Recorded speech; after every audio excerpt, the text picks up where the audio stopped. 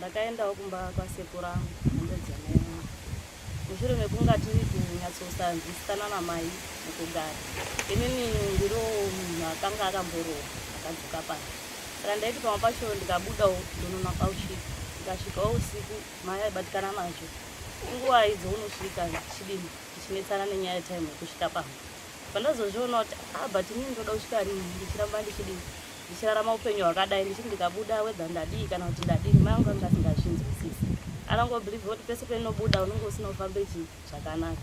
Vanaenda kuna Sekuru vandataurira point number 1 yanga iri yekuti ndikanonoka kusvika pamba kana kuti ndikangogeza ndikandodobuda mai angu aiti uri kuendepi uri kuende kodini uchanetsana nevarume vanhu uchazodii toreketedzana zvokupfuura. Pechitu paanotaura pemadzikirira ichokwadi zvakaitika ngezvekuti ini ndandisingagari pamba namai but mai vainditaurira kuti pamba panapa pane zvinhu zvinomboitika zvendisinganzwisisi inini handina kana zuva 1 ranakambosangana nazvo nekuti ndandisingagari pandazobva ndochigarapo nguva yakareba ndadzokawo kubvuku basi ndopandakatanga kunzwisisawo zvinhu zviya zvakuitikawo kwendiri.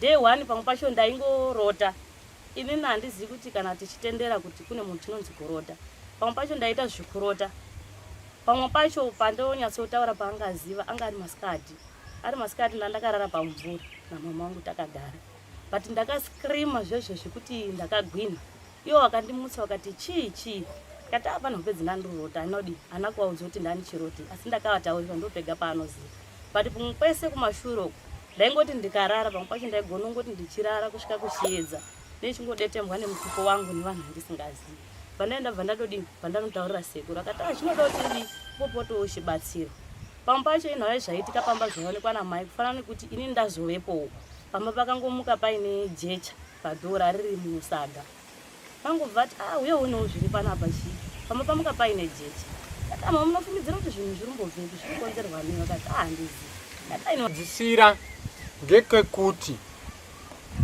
hanzvadzi yangu ingaramba nguva yakwana hanzvadzi mudare muno mutitaurira nechokwadi. Hanzvadzi sikana iri kutaundi yakafona ichiti Sekuru ndiri muri kumusha uko ndiri kuzwa kuti pamusha hapagarike.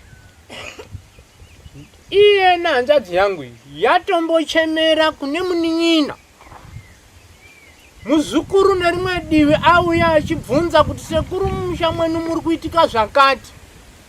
Takati muzukuru havatauri ini pangu panapa ndina chandinoziva chete imhepo inodini inovhuvhuta inoita itotangai kutobatana pane zuva ranhasi muchibva pano ndiri kukupai nguva ndoda kuti mufambire mwana dambudziko riri paari ndoda kuti mufambire machira aya hanzvadzi yenyu aya ari kutaurwa kuzi akazenga akusonwa akuswa mukati mwekahembe kemwana uyu nedzimwe dzenguva machira amasonerwa akaitwa akaenda kosonerwa ene mhiko dzainadzo zvokuti mwana nedzimwe dzenguva asitori right mwana muzukuru wenyu.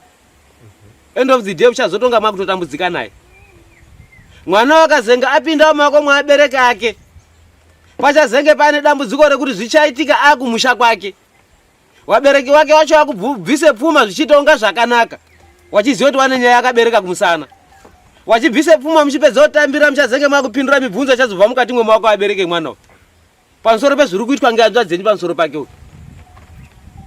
Vari kuti haadi kuti aendeoloja haadi kuti anga achibude pamba nekuda kwekuti vari kumushandisa. Fambai nehanzvadzi yenyu pamusoro pemwana uyu pamusoro pemachira ehanzvadzi yenyu ekurapa enjuzi yawo yemvura pamusoro pekahembe kemwana kakasonerwa uyu zvinoda kuti muzvifambire izvozvo musi wa7 January muuya pano mine mhinduro yakakwana. Mukakundikana kundipe mhinduro yakakwana ndichakuisai padare riri pamberi mozofamba mwane komandi yedare riri pamberi richazokubvisirai mari dzakawandisa dzemaifanirwa kunga makaenda kobhajeta kuisa pasaidi muchifamba nemari shoma pamusoro pemwana. Makadiko mhuri yeZimbabwe tiri kusangana zvakare muchirongwa Chiefs Court Chirongwa ichi chinounzwa newe Sly Media. Ini ndinoitwa Richard Matasva. Ndine nhau yamakaunzirwa sevateereri nevatariri newe Sly Media pamusoro pemhuri yokwaMatasva. Ine vanhu vanoti Richard Matasva naMbuya Matasva, hanzvadzi yangu inonzi Eni Julia Matasva, nemwana wayo unonzi Sungano Machingura. Ndafunga kuti ndikuupdate pamusoro pezvinhu zvakasara zvichiitika mushure mekunga maona nhau iyi. Inhau iri kuitika munzvimbo yomwaChigodora kana kuti kuChishakwe. Tabva mudare taenda kumba, hanzvadzi yangu Eni Matasva yakaita dara rayo, ikadaidza mwana wayo, ikadaidza vadare vayo, ikatema muripo kumwana sikana wembudzi 7 dzine ndebvu dzinoita nhoko. Izvi zvaizoitika padanwa varume vaviri vemhuri yokwaMatasva kuti zvinhu zvinge zvichiitwa, uye mwanasikana uyu ndiye aizotsvaga chikafu chinoita kuti vadara vadye, asi ini ndaizofanirwa kunga ndisipo. Tati garei mazuva mashoma, hanzvadzi yangu yakaenda kudare redzimhosva rino civil court ikanokumbira protection order. Zvakaitika musi wa3 wemwedzi wadarika. Apa takanga takatarisira kuti tidzoke kudare raHeadman musi wa7, kureva kuti pasara mazuva mana ekuti tidzoke kudare raHeadman. Hanzvadzi yakabva enda kotsvaga protection order ikakwanisa kuiwana. Tichibva ikoko takauya tikamirira musi watakanga tadanwa kudare. Hanzvadzi haina kuuya kudare. Mwana haana kukwanisa futi kuti auye kudare, mwana wake Sungano. Saka Headman akatipa rimwe zuva rekuti tidzoke kudare. Ndakaenda kudare, hanzvadzi haina kuuya, mwana wayo haana kuuya. Asi mungangoda kuziva zvakabuda sema-allegations akabuda kucivil court.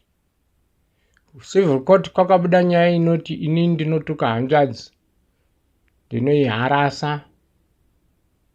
Kunewo dzimwe nyaya dzakazobudira ikoko dzekuti ndakaba mubhedha wake, ndikaba zvidziyo zvake zvinosanganisira makapu nemaplate. Kwakabuda zvenyaya yekuti ndakamupumha uroyi. Kwakabuda zvenyaya inoti ini ndiri kumudzinga pamusha.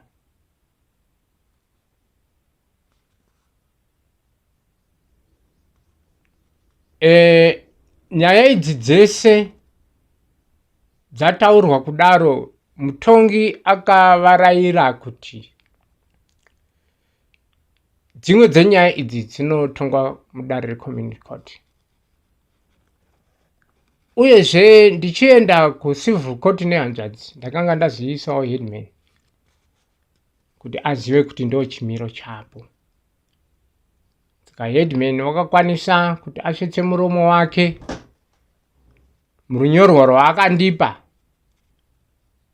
rwaitaura kuti Eni Matasva ane dare raasiya nenyaya iri kuenderera mudare raHeadman.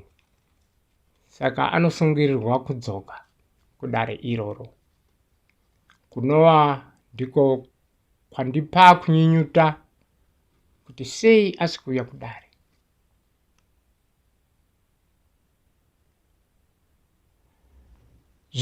Zvinhu zvakadai zviri kunditenderedza musoro chaizvo kuti sei zvinhu zviri kufamba nenzira yakadaro, nekuti eni ari kutorarama upenyu hwake, ini ndakutambura nekuenda kumatare.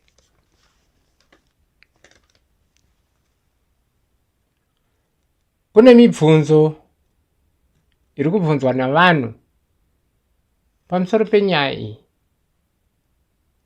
kuti sei ndisina inini kudanwa kudare pazuva rekutanga rakadana dare, eni akaenda ega.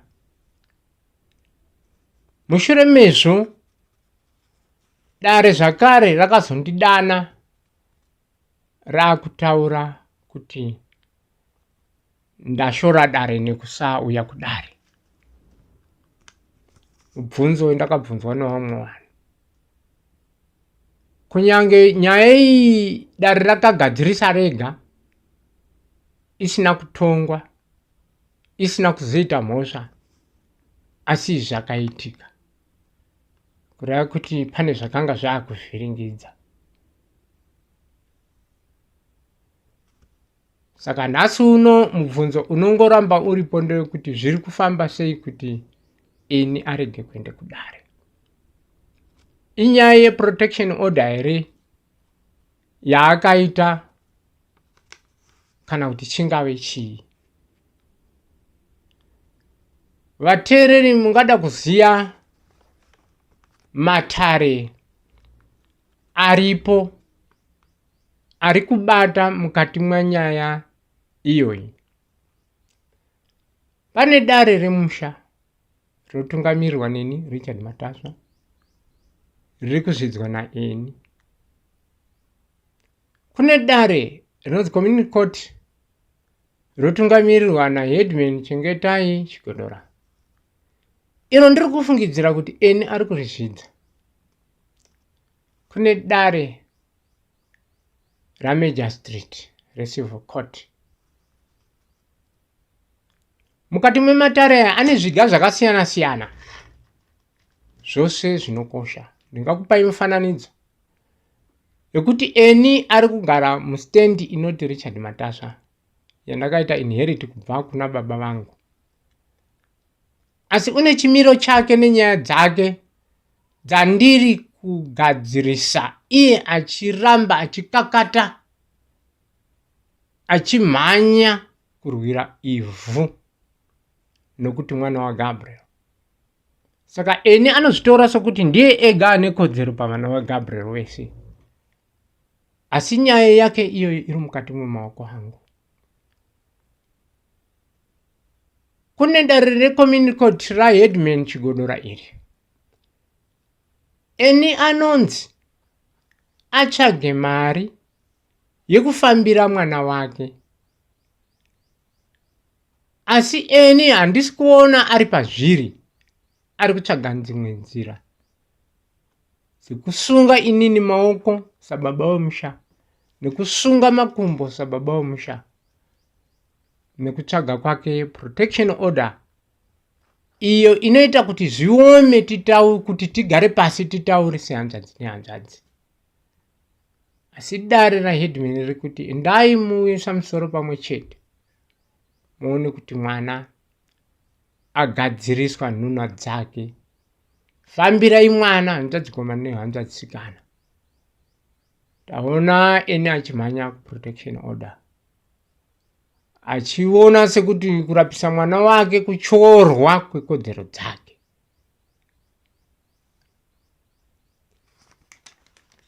Iyi inyaya yandati ndikuipirei sevateereri venyaya. Vazhinji vakanga vachitovhunza kuti zviri kufamba sei. Nyaya iyi pari zvino yakamira, asi zvandiri kubuda nazvo sababa wemusha,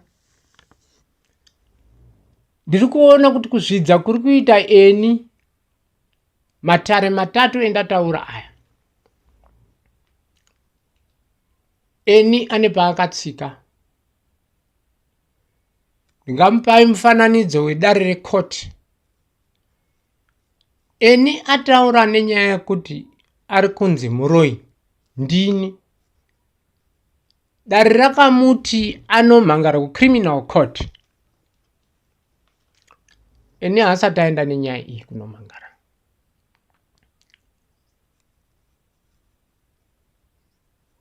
Eni ataura kuti iye ari kudzingwa pamusha. Dare rinotaura eni kuti anoudza headman kuti headman agadzirise nyaya iyi. Ndiye eni asi kuchaenda kudare.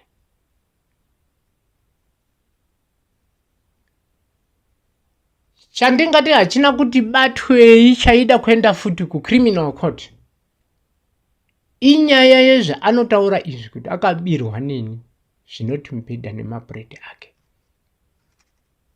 Eni ari kubika sadza achidya achienda kumunda. Naizvo zvinhu izvi ndakazvitarisa. Ndiri kuona sekuti eni ane paakatsika. Zvichida ane rutsigiro ruri kubva kune dzimwe ndururani dzemukama hwedu.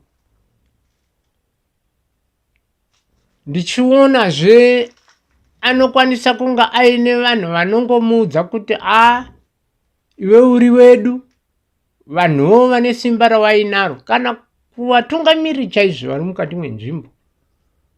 Vamwe vanokwanisa kunga vakagadzira ukama naeni.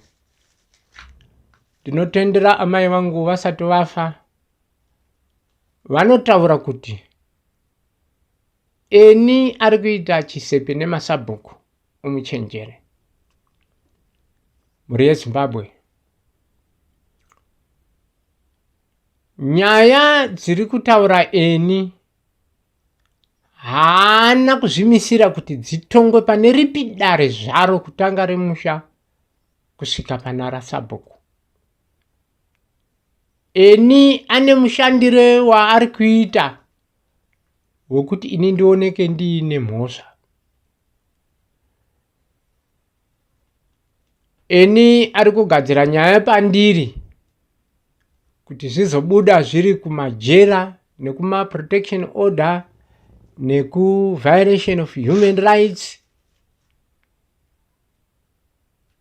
Naizvozvo ndiri kuona kushaika kwechido chaeni kuzvininipisa hakupo zvachose, asi kutsvaga nzira dzekubuda ndidzo mukati mwedambudziko remwana wake Sungaino Machingura iro mese vateereri makarinzwa. Eni haasi kuda. Zvino ndatarisa izvi, handikwanisi kuenda mberi nenyaya iyi kana ndiri ndega. Zvatove mumaoko eutungamiriri hwasabhuku kuti nyaya yakambogamuchira iya achaiteera here, achizoona kuti yafambiswa sei.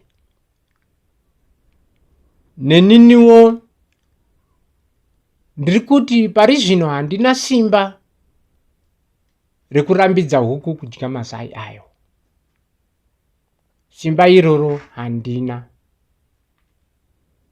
Saka mwanasikana uyo haana chikonzero chaari kuona chekupona kwake, nekuti paanga asvika apa ndo patanga tiri kufunga kuti ndo pachabuda kupona kwake.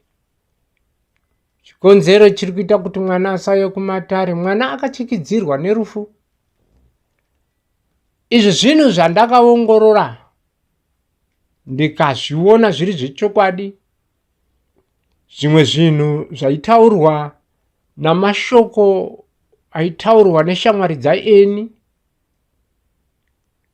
inoreva kuti community iri munzvimbo inonzi Chishakwe yakagamuchira eni to an extent yekuti chero dai akaita mhosva iyoyo yaari kupomerwa iyi, vanongoti